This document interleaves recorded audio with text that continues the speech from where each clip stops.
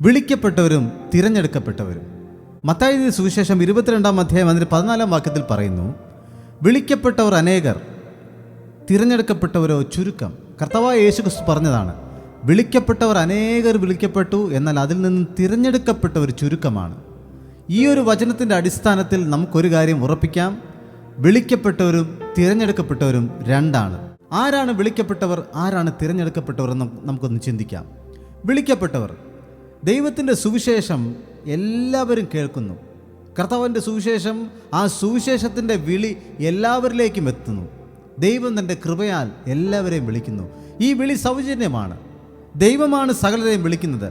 അത് പല മുഖാന്തരങ്ങളിലൂടെ ആകാം. ഒരു മെസ്സേജ് ആകാം, ഒരു പാട്ടാകാം, ഒരു ഭിത്തിയിൽ എഴുതിയിരിക്കുന്ന ചില വാക്യങ്ങളാകാം. അങ്ങനെ പല രീതിയിൽ വിളി നമ്മുടെ അടുക്കളേക്കെല്ലാം വരാറുണ്ട്. ചിലർ ആ വിളിയെ തള്ളിക്കളയാറുണ്ട്. ചിലർ തള്ളുന്നു, ചിലർ അതിനെ സ്വീകരിക്കുന്നു. വിളിക്കുന്നത് ദൈവമാണ്. യേശു പറഞ്ഞു, അനേകർ വിളിക്കപ്പെട്ടു, എന്നാൽ തിരഞ്ഞെടുക്കപ്പെട്ടവരോ ചുരുക്കമാണ്. പ്രിയമുള്ളവരെ, നമ്മൾ ആ ചുരുക്കമായിട്ടുള്ള തിരഞ്ഞെടുക്കപ്പെട്ടവരിൽ നമ്മൾ അംഗങ്ങളാകണം. എന്താണ് തിരഞ്ഞെടുക്കപ്പെട്ടവർ എന്ന് പറയുന്നത്? ദൈവം നമുക്കെല്ലാവർക്കും സ്വന്തമായിട്ട് ആലോചിച്ച് തീരുമാനിക്കാനുള്ളൊരു കഴിവ് ദൈവം നമുക്ക് തന്നിട്ടുണ്ട്. അതിനാണ് ഫ്രീ വിൽ എന്ന് പറയുന്നത്. വിളിക്കപ്പെട്ടവരിൽ നിന്ന് വിളിയോട് അനുകൂലമായി പ്രതികരിച്ച് ദൈവഹിതപ്രകാരം ജീവിക്കുമെന്ന് തീരുമാനമെടുത്ത് അങ്ങനെ ജീവിക്കുന്ന ഒരു കൂട്ടത്തെയാണ് തിരഞ്ഞെടുക്കപ്പെട്ടവർ എന്ന് പറയുന്നത്. അതായത് അവസാനം വരെ വിശ്വാസത്തിൽ ഉറച്ചു നിൽക്കുന്നവരാണ് തിരഞ്ഞെടുക്കപ്പെട്ടവർ, അല്ലെങ്കിൽ ദൈവഹിതം അനുസരിച്ച് ജീവിക്കുന്നവരാണ് തിരഞ്ഞെടുക്കപ്പെട്ടവർ.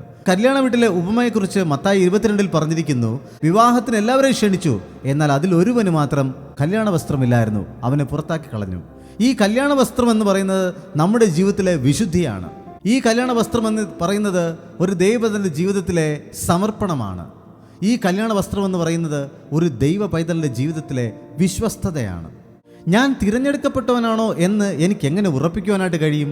അങ്ങനെയുള്ളവർ വചനം സ്ഥിരമായി വായിക്കുകയും അതിനെ മനസ്സിലാക്കുകയും ദൈവത്തിൻ്റെ വചനം സ്ഥിരമായിട്ട് കേൾക്കുവാനും താല്പര്യം കാണിക്കുന്നവരായിരിക്കും.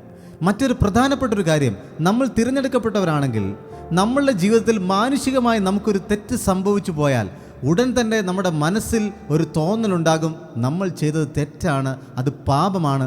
തിരിച്ച് ദൈവത്തിൻ്റെ അടുക്കലേക്ക് വന്ന് ക്ഷമ ചോദിക്കുവാൻ പരിശുദ്ധാത്മാവ് നമ്മളെ പ്രേരിപ്പിക്കുന്നുണ്ടെങ്കിൽ നമുക്ക് ഉറപ്പിക്കാം, നമ്മൾ തിരഞ്ഞെടുക്കപ്പെട്ടവരാണ്. തിരഞ്ഞെടുക്കപ്പെട്ടവർ ഒരിക്കലും പ്രതിസന്ധികളിൽ തളർന്നു പോവുകയല്ല. ദൈവത്തിൻ്റെ വചനം നമ്മളെ വിളിച്ചുവെങ്കിൽ നമ്മൾ ആ വിളി കേട്ടുകൊണ്ടിരിക്കുന്നവരായിട്ടല്ല, നമ്മൾ തിരഞ്ഞെടുക്കപ്പെട്ടവരായിട്ട് മാറി ദൈവത്തിൻ്റെ വിളിയോട് അനുകൂലമായി പ്രതികരിച്ച് നമ്മുടെ ജീവിതങ്ങളെ ക്രമീകരിക്കാം.